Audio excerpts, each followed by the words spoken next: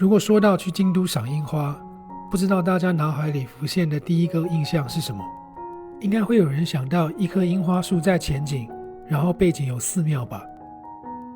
这一集呢，就来介绍我们这一次去的和城堡、神社以及寺庙有关的赏樱景点。第一个点呢，是在大阪的大阪城。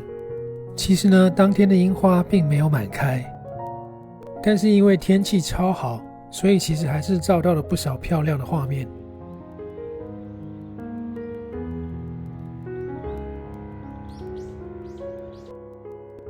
第二个点呢，则是在京都车站西南方的东寺门口的这只垂枝樱呢，搭配后面的五重塔，大家应该有在明信片里面看过。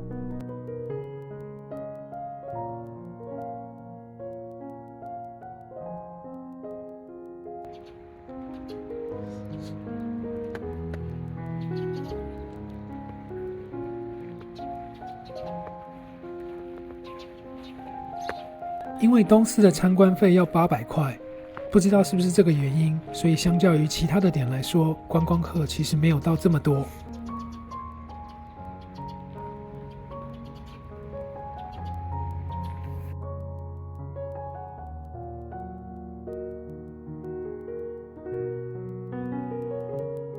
只不过当天的天气不是太好，所以如果下次有机会的话，应该会再去一次。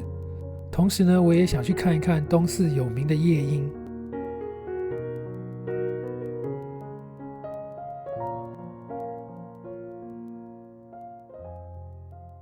说到夜樱呢，我们这一次唯一一个赏夜樱的行程，就是在京都的二条城。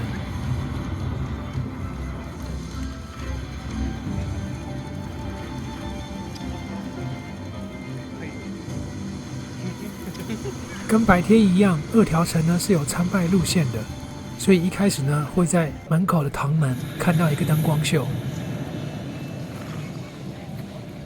再往里面走呢，就会看到一些还没有满开的樱花，配合着灯光秀来补强。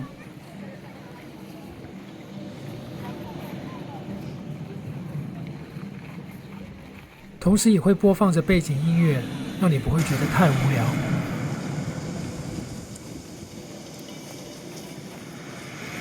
在我本来以为夜樱大概就是这样吧的情况之下呢，我们继续往里面走。终于看到几颗呢，只要正常打灯就可以非常漂亮的几乎满开的夜樱。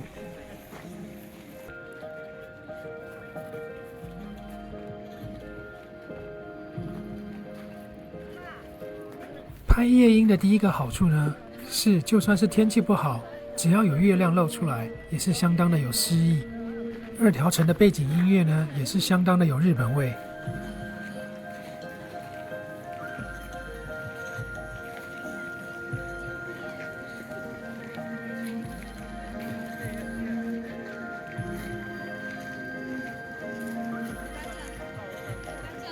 拍夜樱第二个好处呢，就是就算拍到了其他人，画面上看起来也是还好，没有像白天那么样的显眼。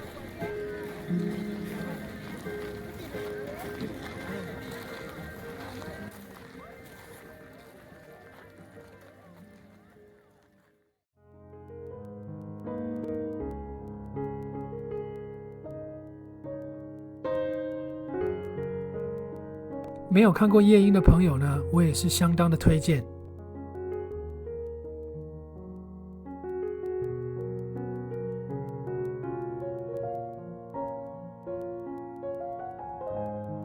第四个点呢，则是通常在京都会跟簇上铁道一起搭配服用的南禅寺，因为它们之间的距离呢，走路大概不到10分钟的路程而已。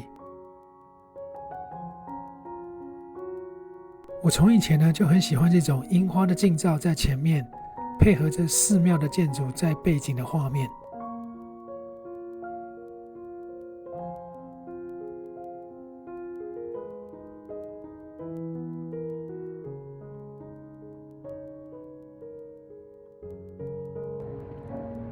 这一刻呢，则是我当天拍到最满意的画面，接近满开的樱花，搭配着后面的蓝天，然后再配上寺庙的建筑。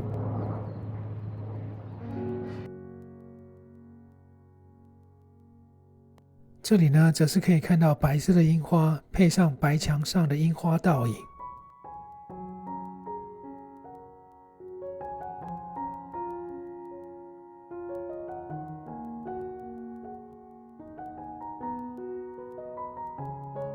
通常比较老的樱花呢，就会像这样拄上拐杖来支撑它的树干。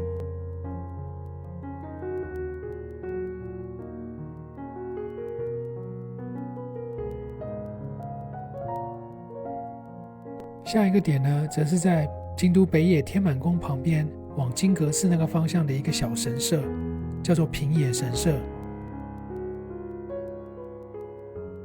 在樱花季的时候呢，庙方会把中间的樱园围起来，然后进去呢是要收费的。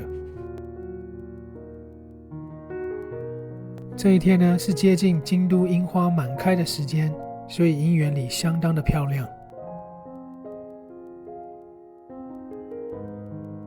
这个角度呢，则是我当天觉得最漂亮的一个点，2种不同颜色的樱花配上蓝天加绿地。再加上运气好，在录影的时候正好吹来了一阵风，所以录到了樱吹雪。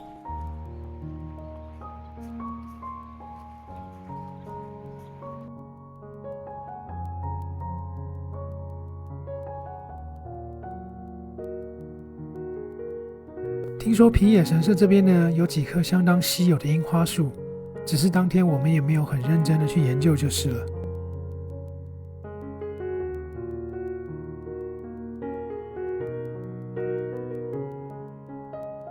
第6个点呢，则是已经离开了京都市中心，靠近京都东南方的醍醐寺。我后来才知道，原来醍醐寺是所有的赏樱旅行团都会去的一个点，因为它有附设一个相当大的大型游览车停车场。也因为这样，所以当天的游客实在是太多了，我们就没有进到醍醐寺的里面去，只在外围看了一下。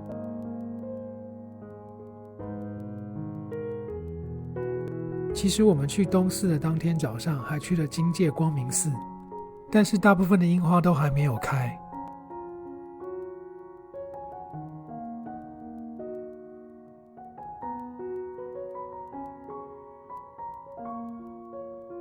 OK， 那这就是这一次在京都赏樱跟城堡、神社还有寺庙相关的景点。